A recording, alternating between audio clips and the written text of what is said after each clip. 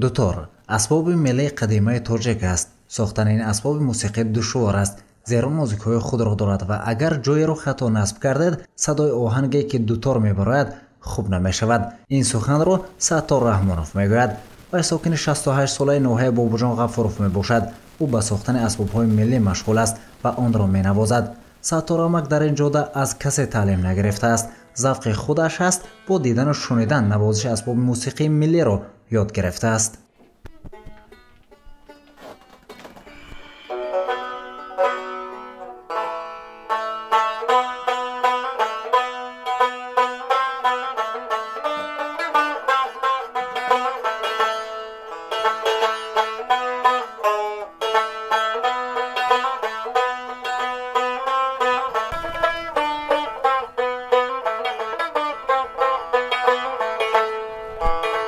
با گفته ستار رحمانوف تاریخ با آماده نمودن اسباب موسیقی در مثال دوتار و رباب برایش تصادفی بود. با دوستانش ایده ساختن دوتار شرط گذاشت و امروز به شوق دوست داشته‌اش مبادر گردیده است. ستار رحمانوف با این کار پرمسئول از سال 2015 آغاز نموده است. او در سالهای شوروی نیز به کودکان تعلیم موسیقی میداده است.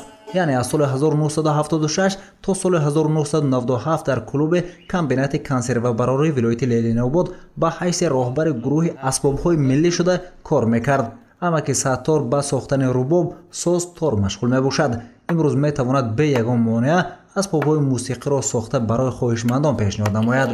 اتو دستش از چوماق میکنی. خودش هم از چوماق هم ساختن ممکن.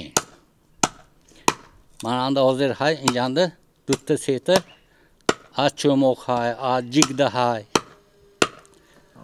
آمنین توت های اینسترومنت های ساختگی من میزنم اخیر کاوکی در کارم میگیرم. این گفتم با درونی هم با هر بار این دام میگیرم که حاضر من دام گفتم که همین با این من اصلا خدا مازم ندی حسابی بیکار شدن من این کار کردم. این همین 2 ماه 3 ماه اگر حق کنی اگر میسازم گم موبایل نمی یک ماه تپ تیار میکنم من. اما که ستار میگوید که برای ساختن یک اسباب موسیقی زحمتش چند ماهینه لازم میآید زیرا یک خطوکی کوچک میتواند اسباب موسیقی را ویرانه سازد. او میگوید که در ساختن کاسخانه اسباب موسیقی دوتار خیلی نازک و احتیاطکار بود. اما کومو یک تا آشنا اومد من گفتم بیا همین تو 1000 سنتی گفتم.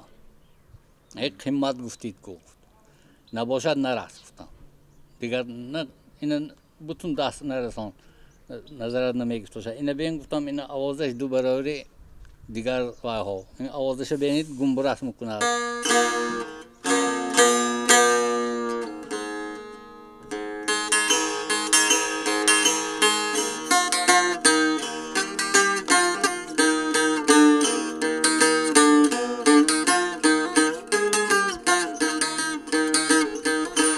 در برابر امک ستار با این کار دندان پزشک میرزا منصور رحمتوف ساکن جماعت اونجی نوحه بابوجان غفوروف نیز مشغول است. او نیز این هنر را همچون شوق و ذوق پس از کار میداند. حالا در خانه‌اش همه تجهیزات برای ساختن اسباب‌های موسیقی وجود دارد. او این کار را نه به خاطر تجارت بلکه برای کار خیر میسازد. دندان پزشک میرزا منصور رحمتوف تا امروز از این کارش از کسی مبلغ نپرسیده است و حتی به چندین مکتب‌ها اسباب‌های موسیقی را رایگان تقدیم و گروه‌های نوازش اسباب موسیقی را نیز کشوده است.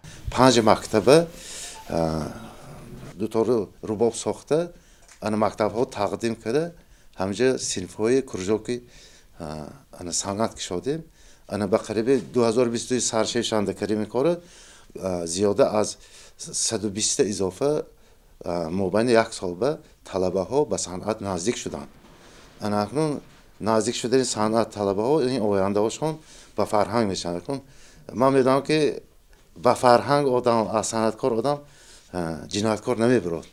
هیچ نمیدونی اگر صنعتکار نشونم که و خب یک فرهنگ نزدیک شده با فرهنگ میشن موسیقی میفهمیدگی میشن. در این مکان بجز از رباب و دوتار اکوی میرزا منصور به نبیرگانش ساختن ظرف‌های چوبین رو میآموزاند. میگوید که الکی نبیرگانش در این جاده مستقل شده خودشان به ساختن شاهماد نیز مشغول میشوند. با گفته خودش این کار را از پدرش آموخته میراثی نیز میداند.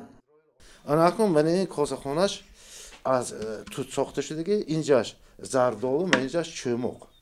ana inam man injash tut man rangash tut inash az cho'moq man injash man inash ustag'on man ustag'oni hamin raydi ko ani mol qassobxona bering ananja ustag'oni poy va na puxtagi shamu xomasha megirim hamna metrshim va safetar me'rod agar fazadaga va zatcha benamod ko azimja برای همون سفیدش میگیریم که اینجا با بهتر نمود من صداف کردم استخوان سال فرق میکنه صداف یالتراس میکنه استخوان سال خیرت رو که اینم سیخوشه مینمود با گفته هنرمند میرزا منصور رحمتوف برای ساختن یک اسباب موسیقی یک ماه بعضا تا 2 ماه طول میکشد زیرا گلکاری یا خود زیب دادن اسباب موسیقی وقت زیاد را طلب میکند آرایش بین رباب و دوتار از استخوان‌های حیوان‌ها آماده کرده می‌شود میگوید میرزا منصور رحمتوف او میگوید که میتواند در مدت 7 روز نیز رباب یا دوتار را سازد اما برای بوصفه ساختن اسباب موسیقی او وقت زیاد جدا میکند تا به نورسان و هواداران سالهای زیاد خدمت کند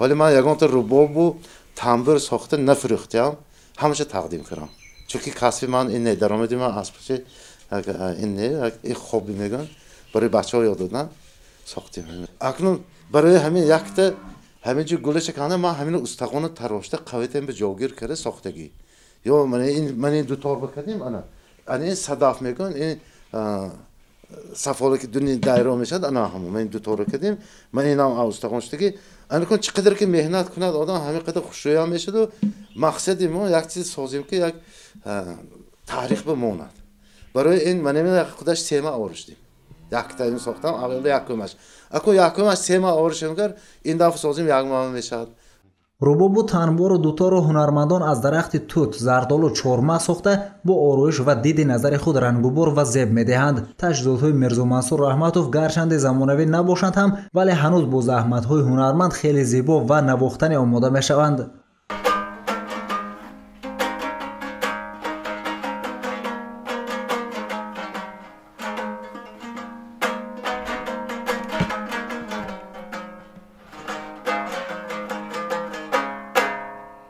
گرچند قهرمان گزارش ما به سن 68 سالگی رسیده است میگوید که میتواند برای خواهشمندان اسباب‌های موسیقی را ساخته دهد حالا او صاحب 3 فرزند 2 دختر و 1 پسر میباشد میگوید که میخواد هنرش را به نبیرگانش آموزد تا دوام دهنده کار او گردیده باشند گزارش سید مختار سید انور نسیم جان رحیموف برای برنامه اطلاعاتی خبر